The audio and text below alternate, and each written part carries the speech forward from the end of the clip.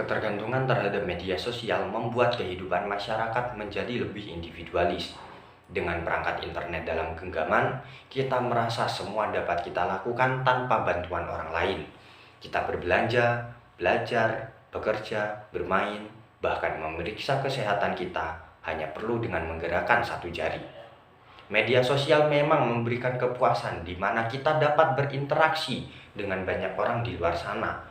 Namun, kita juga jauh dari orang sekitar kita.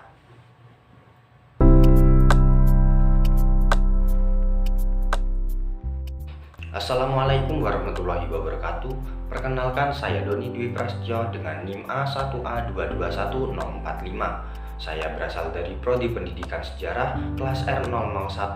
Untuk memenuhi tugas UAS pada mata kuliah Psikologi Digital Kependidikan, saya akan menjelaskan tentang media sosial dan bagaimana kehidupan remaja zaman sekarang dalam bermedia sosial. Media sosial adalah sebuah platform digital berbasis internet di mana kita bisa beraktivitas melalui perangkat gawai yang kita miliki dan kita dapat berinteraksi dengan banyak orang tanpa adanya batasan apapun dengan siapapun yang kita inginkan. Kini media sosial telah menjadi bahan konsumsi sehari-hari, seolah itu sebagai kebutuhan pokok penunjang segala aktivitas yang biasa kita lakukan. Internet telah menjadi sebuah candu tersendiri yang dinikmati berbagai kalangan masyarakat, terutama para remaja sebagai generasi natif digital. Dan untuk mengetahui bagaimana pendapat para remaja mengenai media sosial, saya telah melakukan survei melalui Google Form dan telah mendapatkan sebanyak 41 narasumber.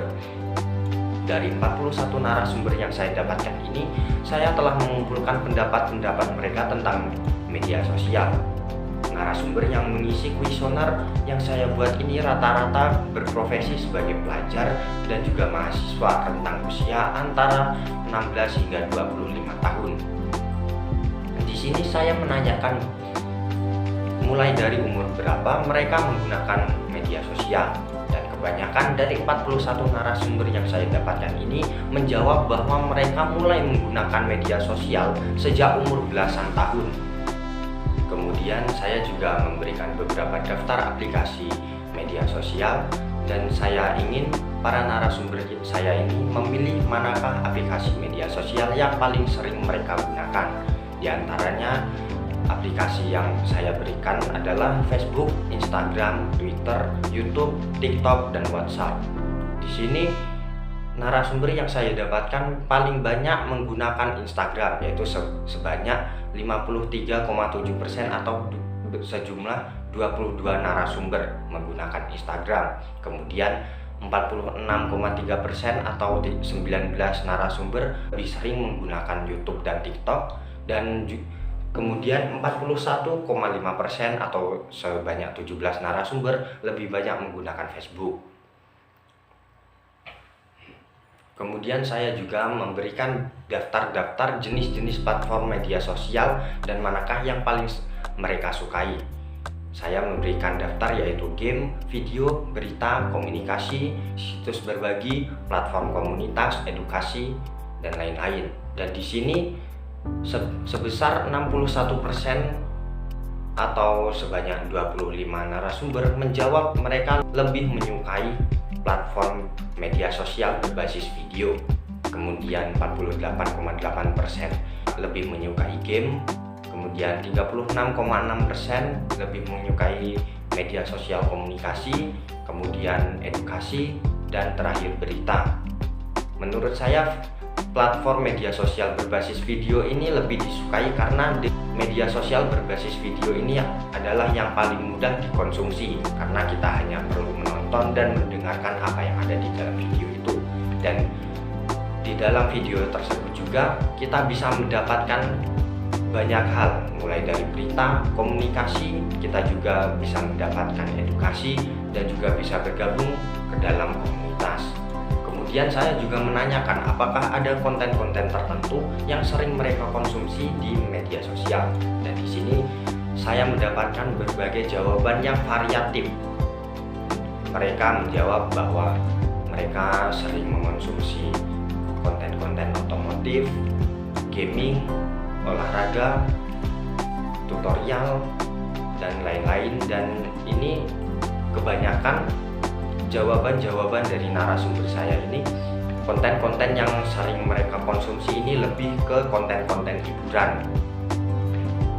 Dan kemudian saya juga menanyakan berapa rata-rata dalam sehari waktu yang mereka habiskan untuk aktif dalam media sosial. Dan di sini sebesar 24,4% atau sekitar 10 narasumber menjawab bahwa mereka menghabiskan lebih dari 6 jam dalam sehari untuk aktif dalam media sosial, yang berarti dalam satu hari lebih dari seperempat waktu mereka habiskan untuk berselancar dalam internet. Kemudian ada sebesar 14% atau 6 narasumber menjawab bahwa mereka hanya menghabiskan 1 jam dalam sehari untuk berselancar di media sosial. Kemudian saya juga menanyakan, sebagai netizen, apakah peran mereka di media sosial? Saya memberikan 4 pilihan, yaitu penikmat konten, pembuat konten, penikmat dan pembuat konten, dan juga bukan keduanya. Di sini jawaban yang paling banyak adalah sebesar 63,4% atau sekitar 26 narasumber menjawab mereka di media sosial hanyalah seorang penikmat konten, dan tidak ada yang menjawab bahwa mereka pembuat konten.